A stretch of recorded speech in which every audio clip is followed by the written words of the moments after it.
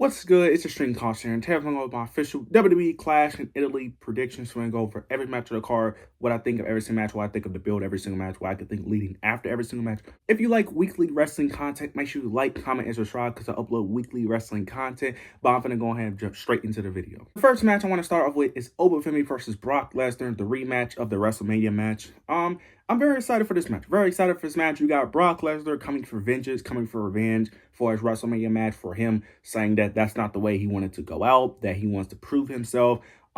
This is going to be very interesting because there is a world where I could see Brock Lesnar winning. Now, if he does beat Oba, it's going to be in a competitive match.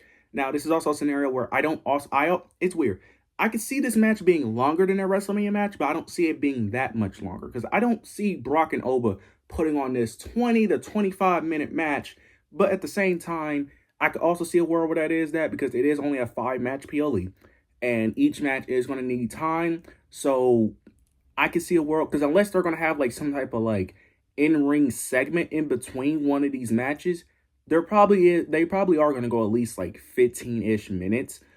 So who knows, but I'm still going to go with Oba Femi here. I think it makes the most sense for Oba to win. I just don't see a world where Brock wins unless you're doing a 3-match trilogy, which I don't mind. I just don't want to see that. I do think Oba Femi will pick up the victory here, beating him for the second time. Now, the way they built this in terms of on Monday Night Raw, they kind of built it kind of in the sense of this is going to be the last time they're facing. But I can also see them doing a third match, doing a trilogy to eventually have it be 1-1 and then Oba gets the last victory. But in my opinion, I think if Oba already retired Brock, just for Brock to come out of retirement, you might as well just have him do the full thing and just have him completely annihilate Brock back-to-back times. There's really no need for us to do this like 50-50 booking and then Oba wins at the end. Like, you might as well just have Oba completely destroy Brock for the second time and that be it, personally. I just don't see a reason for Brock to win because it doesn't really change anything or really elevates either person. If Brock or if Oba loses, I just don't see the benefit of Oba losing in this scenario personally. The only thing I can think of is that they don't have challengers for Oba Femi, so they want to drag this out a bit. That way that, they can stall a little bit until they get a real opponent for Oba to have a feud with and then move on for Brock Lesnar. So I can understand it from that point of view, but I think Oba Femi will pick up his second victory here. I'm not confident in that decision because I could really easily see them having Brock win and then just have a third match where Oba wins. I could definitely see that. Potentially, who knows? Brock may cheat. Who knows? Brock may get a little desperate. They may tell the story of Brock Lesnar getting older, potentially retiring in the future, feel like he doesn't have any more, so he's cheating in order to beat Oba. They could tell that story. That's something they could do to protect Oba Femi, which I can definitely see. But I'm going with Oba Femi picking up the victory for the second time, putting a rest to this feud. Moving on, we got the Women's Intercontinental Championship match between Sol Ruca and Becky Lynch. Now, Sol Ruca is hurt right now. She is dealing with an injury. I don't know the status of her injury. I don't know if the match is still happening. I don't know if there's a potential that this match could get canceled. I'm going to go under the assumption that the match is still happening. Now, if this match is still happening, Sol Ruca is winning. I think Sol Ruca is winning. I think this is the perfect opportunity to crown a new champion. Becky doesn't need the title. As much as I love Becky Lynch, I love her work. It's time to elevate, put over someone like she did with Lyra. But at least with this time, let's hope that WWE can at least keep the momentum of this wrestler. And eventually they could build upon that. And I think it's the correct choice for Sol Ruca to become the women's IC champion, have her become a great champion, putting on great matches. I'm assuming they're probably going to do open challenges like they do with every babyface champion, apparently. I'm assuming that's the route they're probably going to go. But nonetheless, I think this is the perfect opportunity to elevate the new up-and-coming NXT talent, the person that they keep saying is going to be one of the future of WWE's women's division. So they're really high on Sol Ruca. I think this is the opportunity to elevate some new talent, put over the new NXT call-up, really showcase the new bright future of the women's division. I think it's only right if Becky Lynch lose this match, and hopefully they actually have a match before interferences, which I do think interferences is going to happen. One thing, I hope they stop this Jessica Carr storyline. Look, I like the storyline with Jessica Carr. I did. I just think it's overdone now. I think we're overdoing it. If this is not going to lead to some type of match or some type of huge outcome, you need to stop this. I understand the idea of Jessica Carr rigging it, destroying Becky Lynch. I like the overall story. I just feel like we're overdoing it and we're stretching the story out past its expiration date. They need to hurry up and finish the storyline. If they're not going to have a match, something needs to happen because you can't keep doing this Jessica Clark thing for as long as you've been doing. You've been doing this for a very long time. Like it needs to eventually wrap up. So hopefully that storyline eventually wraps up, but we'll see eventually how this all unfolds. But overall, I do have Soroka becoming your new women's Intercontinental Champion.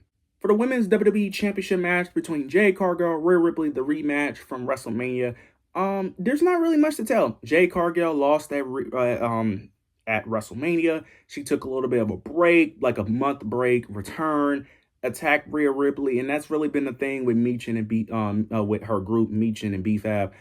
They just been constantly attacking Rhea Ripley.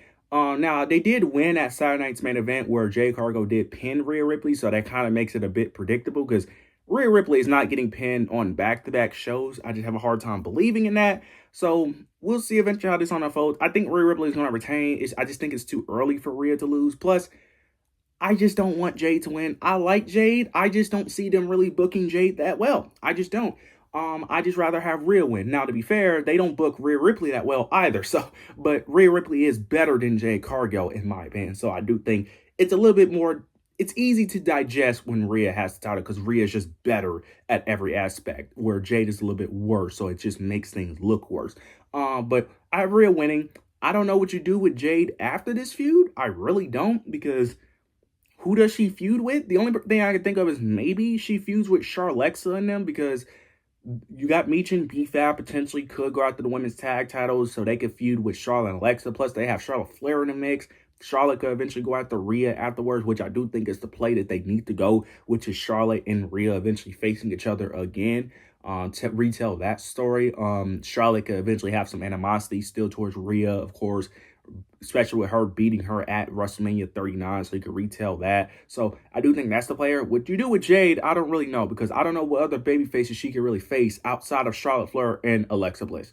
Outside of them, there's no real baby faces for her to face in terms of credibility, unless you want to do a Jordan Grace and Jade Cargill feud again, where you could really establish that feud. That's the only thing I can really think of. But yeah, that's really it when it comes to that. So we'll see eventually how this unfolds. I think the match will be good, just like the WrestleMania match, but I have Rhea Ripley retain the Women's World Championship. Now for the Men's World Heavyweight Championship match between Roman Reigns, Jacob Fatu, Tribal Combat. This is the match I'm the most excited about. Very interested to see how this match unfolds. I can see a world where both guys win. I can see a world where Roman Reigns wins. I can see a world where Jacob Fatu wins. With it being Tribal Combat, that means anything goes, so there's no excuse for either guy. Neither guy can say that one interfered, one cheated. Anything goes in this scenario. And I do hope that in this scenario that we actually get Tribal Combat. I hope that we get the best of the best between one-on-one. I hope that they don't ruin it like they did with the Jey Uso and Roman match where they had interferences. I hope that we get no interferences, which I do think is going to be the case here. Now, how is Roman going to win? Because I do think Roman's going to win. I think they're probably going to do something similar to what they did with Brock Lesnar at SummerSlam, I think in 2023, where the Bloodline just stacked a bunch of things on top of Brock Lesnar.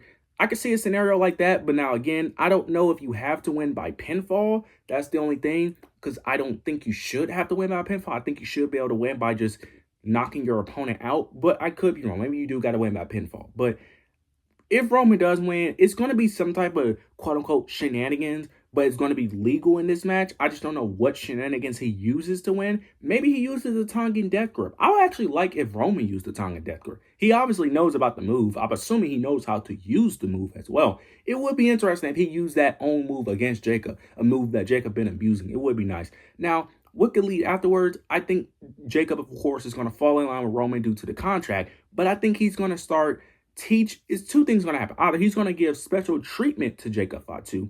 He's going to take a liking to Jacob Fatu, kind of being like the next right-hand man to Roman, or he's going to overly abuse his power, mistreat Jacob, but Jacob has to take it due to the contract. And then the Usos eventually start seeing the light of Roman old ways, and then eventually tell the story of the eventual downfall of the Bloodline once again. I think the second option is the more likely option of Roman Reigns losing control, abusing his power once again, then eventually try to go back to the manipulating ways and mistreatment, and then eventually the Usos turn on him and then eventually freeze. I think eventually we're going to go down that route once again. Now, if Jacob was to win this championship, it would create the most interesting dynamic that Roman Reigns not being a tribal chief no more, Roman Reigns being in the followers position, not the leader position anymore. That would create the most interesting dynamic because we never seen Roman in that scenario besides when he was with the Shield. So it would be interesting to see him in more of a following lackey type role again, to see how Jacob uses Roman, how Jacob would use that power. Would Jacob be manipulative? Would Jacob abuse his power, his authority in the bloodline? Or would he just be, just a regular leader that doesn't do too much? We don't know how Jacob would act in a leadership role. So, and plus, they keep telling us that if Jacob does become tribal chief, that things aren't going to go well. Things are just going to be complete chaos. I would actually like to see that. Would Jacob just be a completely out of control, losing his mind, just completely causing havoc on Monday Night Raw? That would be an interesting dynamic. I think that is the most interesting choice. But I didn't think they're going to go with the safe route, which is Roman Reigns, which they can still tell an interesting story depending on how they build it up. But I have Roman Reigns retaining the World Heavyweight Championship. Now for the WWE Undisputed Championship match between Cody Rhodes versus Gunther. Gunther recently got transferred over to SmackDown. His first move on SmackDown was to attack Cody Rhodes, constantly choking him out. But eventually on these recent episodes of SmackDown, Cody Rhodes have been getting the better of him. I'm interested in this match. I've been wanting this match and feud for a long time. Now the way we got there, that's a bit worrisome because this is mainly due to the fact that Randy Orton is injured and we don't know how long he's going to be injured. Now there are rumors that he could potentially return and clash in LA.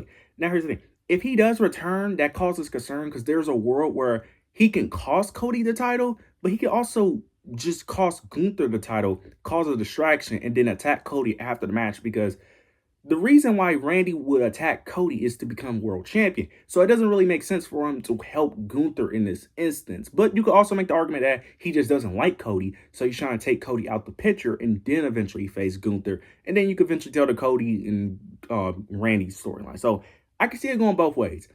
I'm going to go with Gunther here. I don't feel confident in that decision. I really don't. You know what? I'm just going to go with Cody. I'm going with Cody. I want Gunther to win, but even I can't even try to say that Gunther's winning. I just have a hard time believing in it. I just do. I just have a hard time. Because I just don't see Cody losing clean. But I don't think Gunther should lose.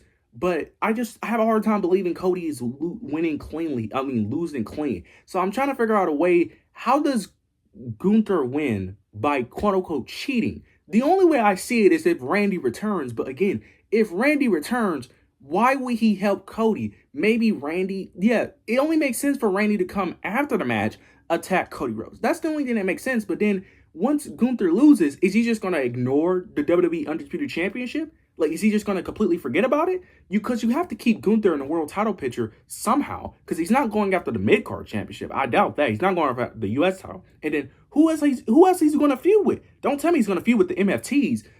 So it's like, what do you do with Gunther if he loses this match? So it kind of makes me lean towards Gunther winning this match. But at the same time, I also see them just pulling the safe card and just have Cody Rhodes retaining. So I'm going to go with the safe choice with Cody Rhodes retaining. But there is a world where I can see Gunther winning. I just don't know how you play the story of Gunther being out of the main event scene.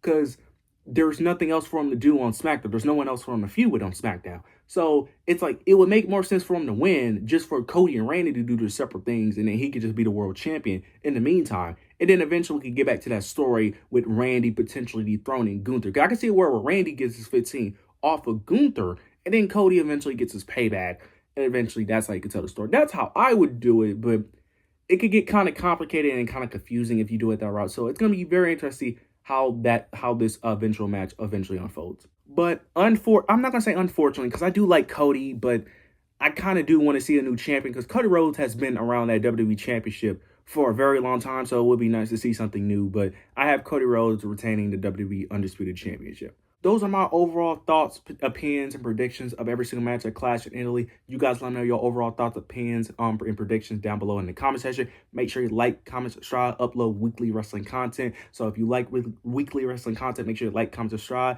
But yeah, that's it.